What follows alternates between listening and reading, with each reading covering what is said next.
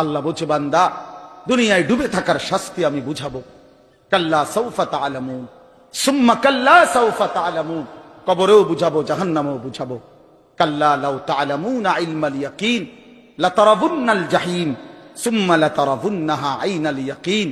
আল্লাহ বলেন, বান্দা আজকে যদি কোরআন পড়ে, হাদিস পড়ে, উলামায়ে কেরামের কথা শুনে, না দেখেই যদি কবর, হাসর, মিজান, ফুলসিরাত, আখিরাত বিশ্বাস করতা, ভালো হতো, ভালো হইতো। বান্দা আজকে বিশ্বাস করলে, বুঝে নিলে, আমল করতে পারতা।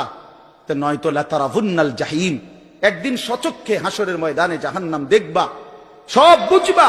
সুম্মা লাতারাবুন্নাহা আইনাল ইয়াকিন, চোখে দেখে বিশ্বাস হবে, কিন্তু সেদিন আর লাভ হবে না। সেদিন আর কি হবে না ভাইয়া? লাভ। সুম্মা লাতুসআলুন্না ইয়াওমাইদিন আনিন নাঈম।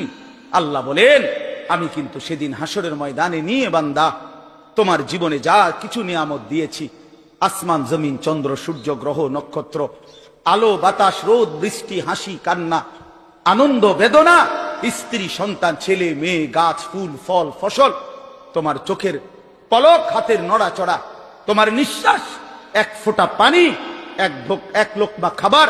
আল্লাহ বলেন, আমি যা দিয়েছি, আমি বান্দা প্রতিটা নিয়ামতের কি হক আদায় করছো আমি জিজ্ঞেস করব।